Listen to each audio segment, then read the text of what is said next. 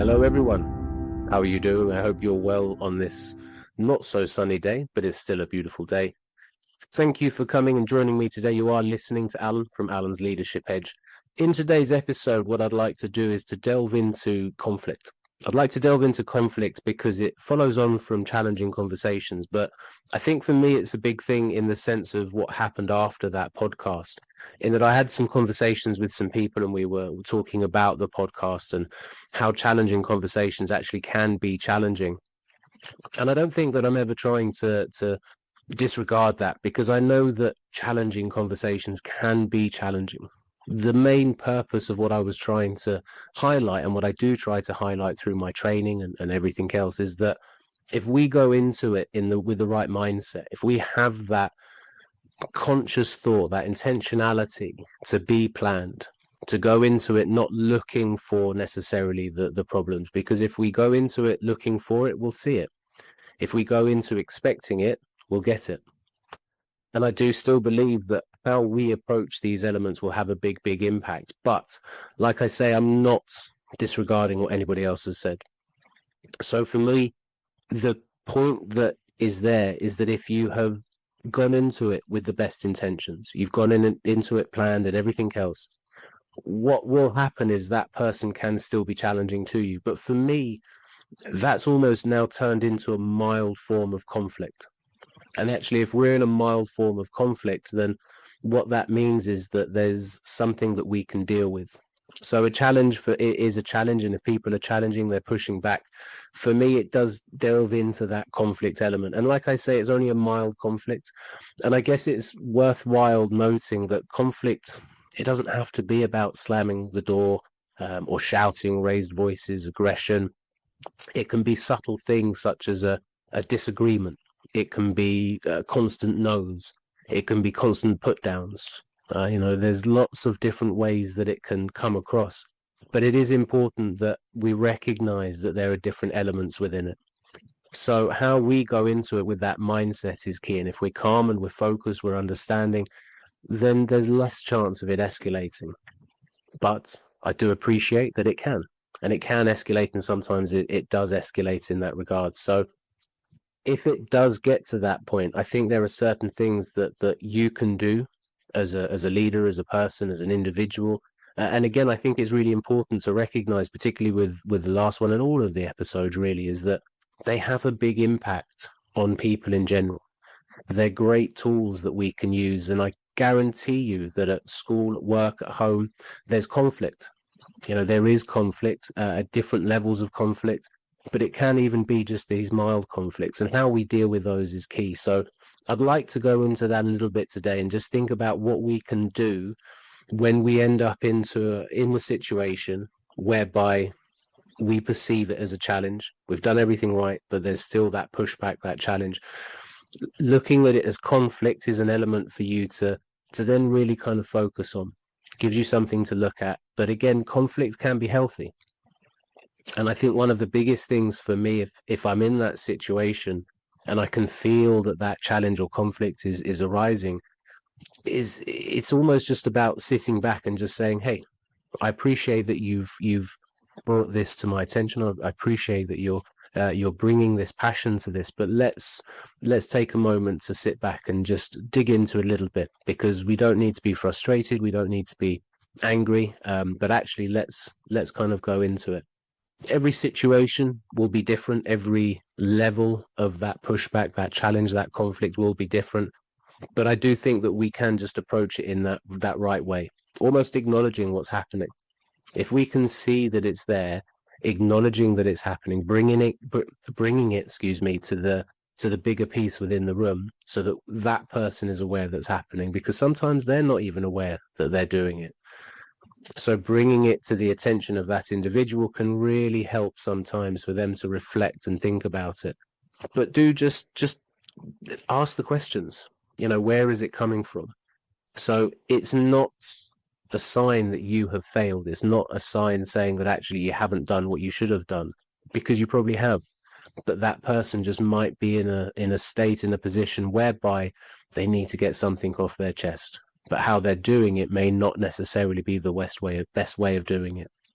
So it's not a sign that you failed, it's a sign that something else is going on. So delve into it. Yeah, go into it, see what's happening.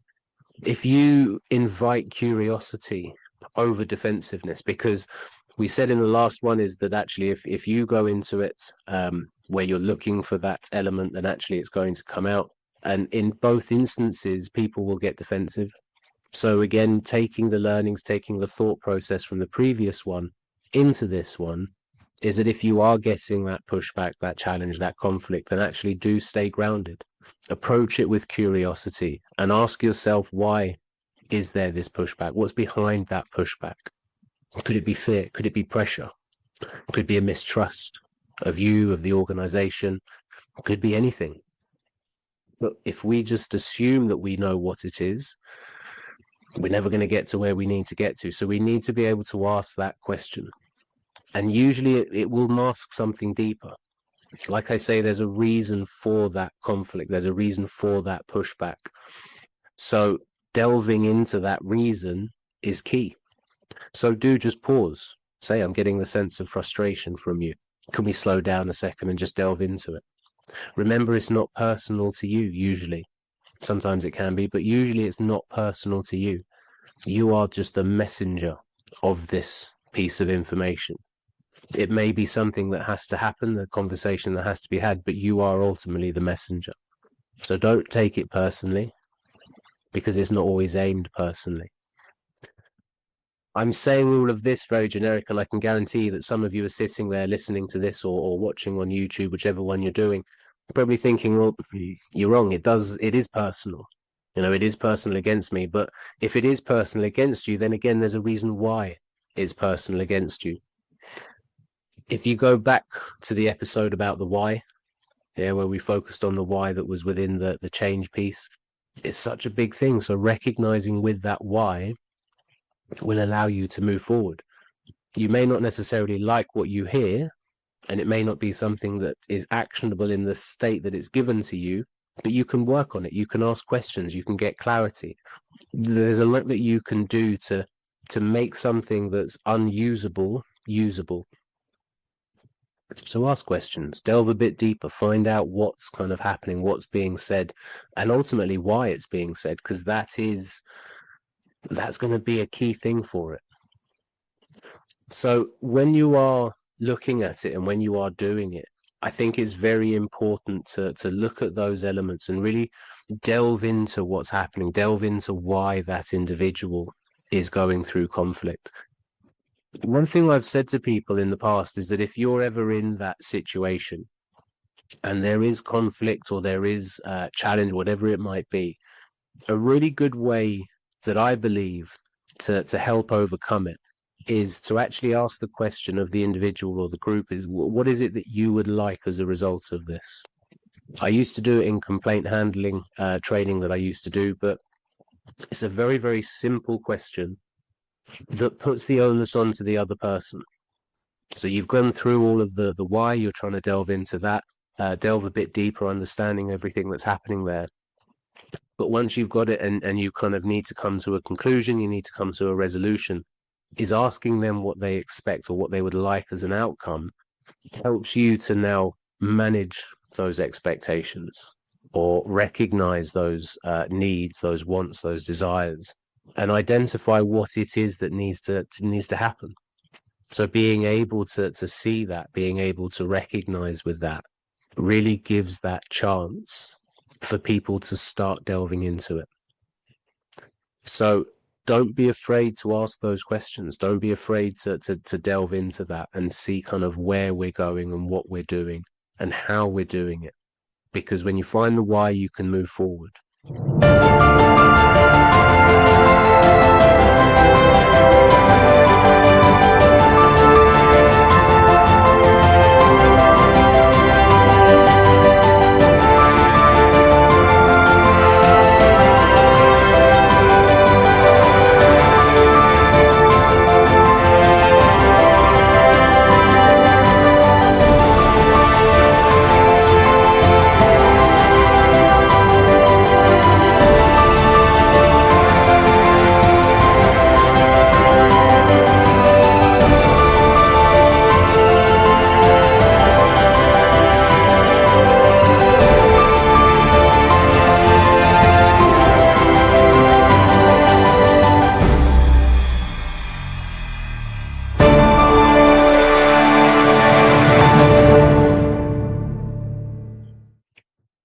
So just remember, if somebody is being rude, if somebody is being aggressive or passive aggressive, they may not necessarily mean it, but it isn't about you. So you have to make sure that you're not mirroring their behaviors.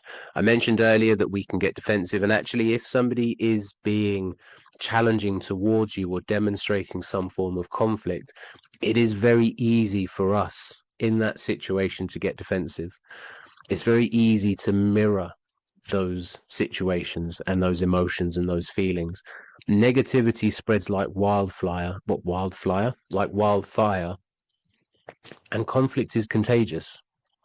So if you get into that position, you have to kind of make sure that you're really not there. You're not kind of having that whole piece when it's there when you're doing it, because if you emulate that, if you show that, then actually it's only going to escalate. And if you imagine that you're in that conflict and they're saying stuff to you and then you're saying stuff to them, it's almost like a fire, in the sense that all of those things that are being said, those feelings, those emotions, are all feeding into that fire, and that fire is getting bigger and bigger and bigger. If you don't retaliate, if you don't mirror their behavior and actually you remain calm and you try and calm them down through your words, through a calm tone, they can't remain challenging in that sense, particularly if they're being loud. They can still remain challenging in what they're saying. They can be calm and they can say it in that sense. But if it's being vocal, if it's being loud, then actually just stay calm.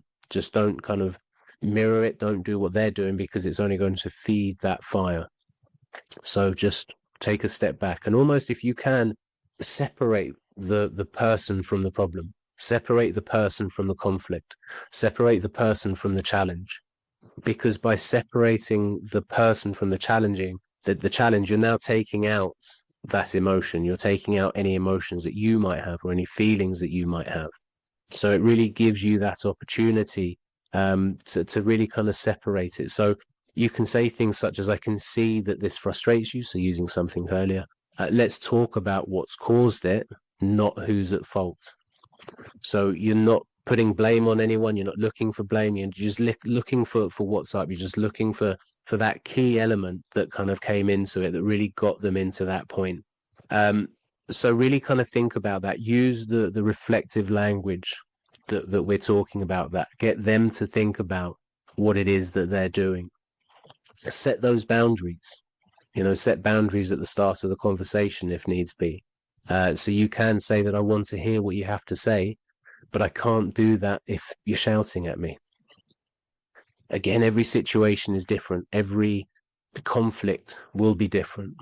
But sometimes conflict can be healthy as well. Usually when I talk about it in that sense, it's between people within a team, and it's that ability to manage that conflict themselves and really kind of overcome it themselves. It's a little bit harder in this setting to see it as a benefit, as a good thing. But again, like I said earlier, that person may have just needed that space to shout, to say what they needed to say. And yes, it's not nice to receive it, and it shouldn't really happen in that professional setting, but we all get there at some point. We all get there at some point, and it's that straw that broke the camel's back. We can make it 10 times worse, or we can make it 10 times better and 10 times easier. So if you're in that situation, just calming down, getting everyone else to calm down, really just gives that opportunity for us to start listening. Listening to understand, not listening to respond. Communicating effectively, using our emotional intelligence. So that's social awareness of yourself. That's social awareness of what's happening with others, and that's self-awareness with yourself. So there's a lot that we're able to draw on from previous points. But again, this works in so many different settings. It's not just the workplace. It's not just the workplace where conflict happens or challenge happens. It's in life in general. So being able to kind of do that and recognize that it's not necessarily your fault, it's not aimed directly at you, but it does give you an opportunity to really kind of think about what's being said. And if you're at the receiving end of that, then again, just kind of identifying with it. But I guess it is worthwhile noting, I've kind of talked about this in the sense of you being on the receiving end of this conflict. But let's be honest, we've all kind of been there. So what can we do if we are feeling conflict happen? What if we're feeling frustrated? Or what if we're feeling angry about a situation or something that's being said? How can we manage that ourselves? And sometimes that can be a good thing. A lot of the tactics that I've just said and given when you're receiving end of conflict are working here as well. So just taking a step away, asking yourself where this conflict is happening or come from. But when you feel inside you that it's coming up, the first thing I'd always say is take a breath, take a moment, reflect on what's making you angry, what's making you frustrated, what's making you unhappy. Because if we can again identify with that, that's what's going to make the difference for us in how we deliver that message. And that's going to be the key thing. Sometimes you have to own what you're saying. You can reflect on it. You can apologize if you feel that how you've said something was inappropriate or unprofessional or just didn't get the message across. Then we can apologize for that. We can learn from that, but we just need to own it. So there's no point in us kind of going back around and getting defensive again, but actually just owning it.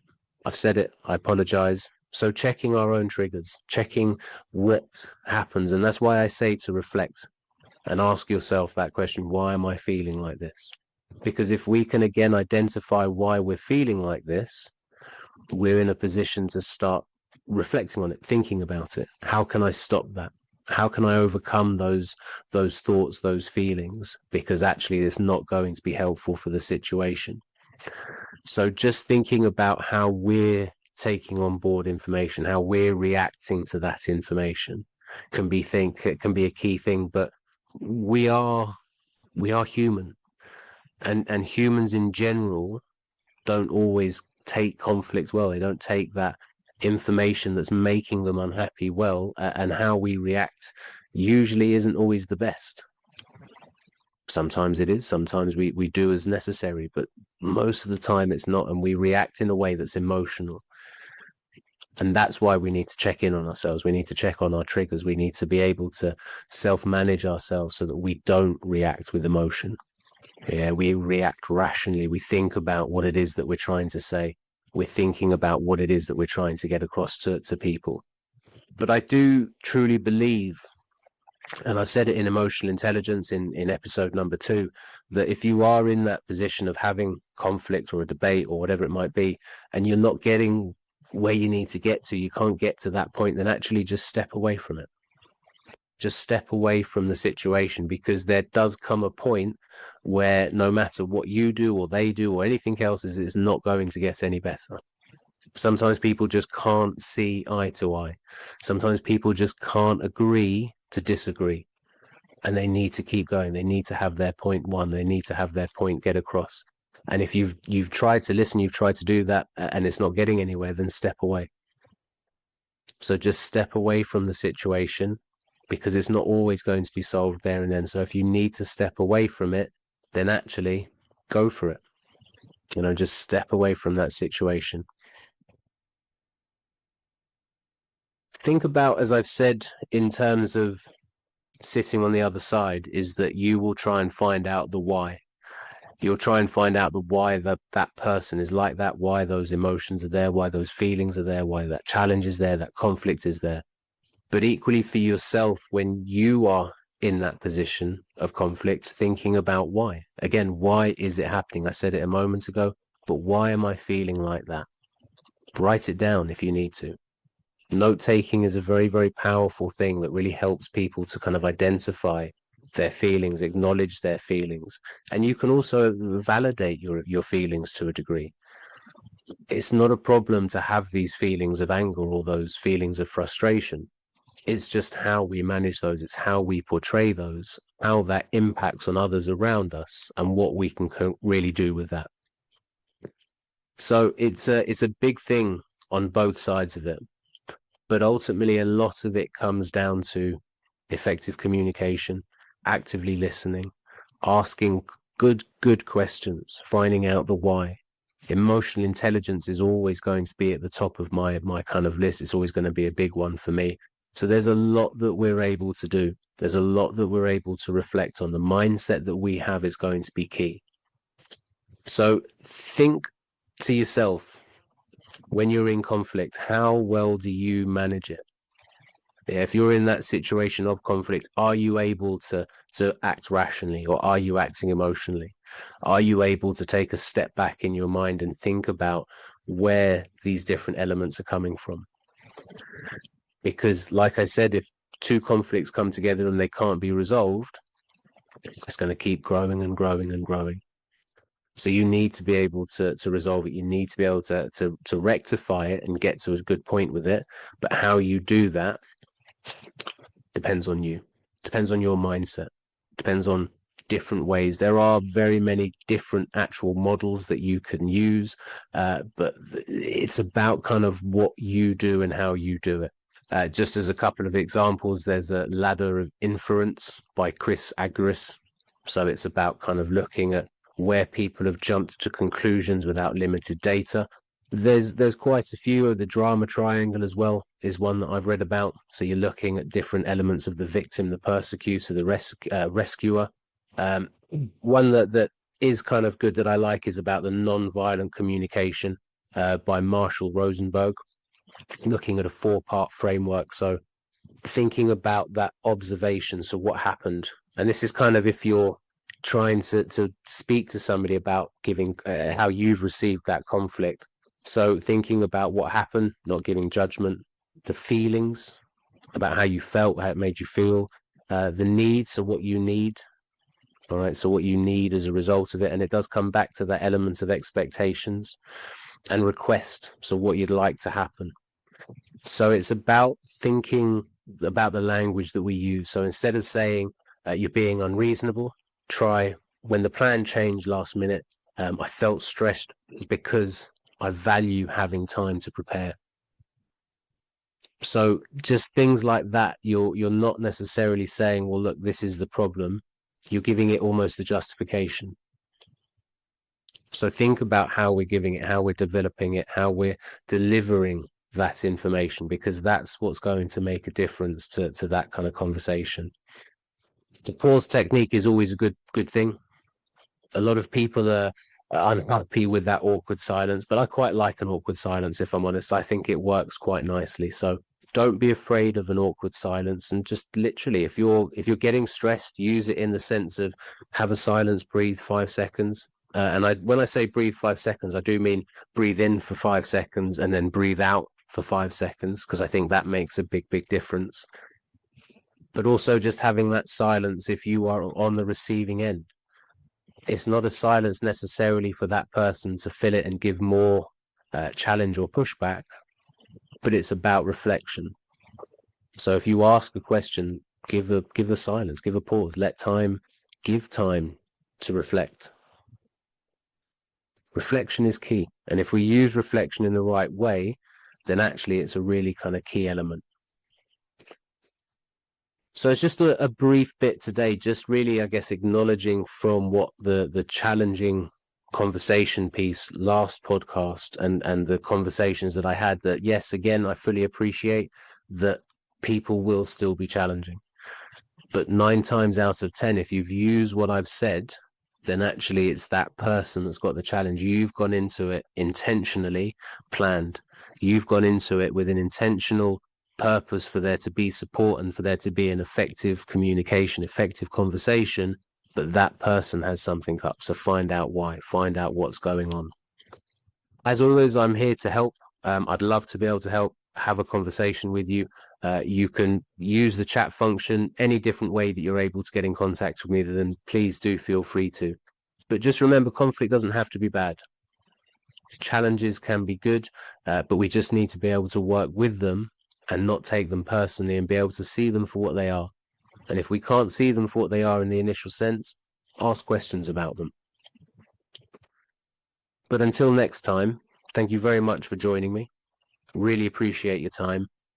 I hope that you stay well, keep learning, and keep growing. Thank you very much.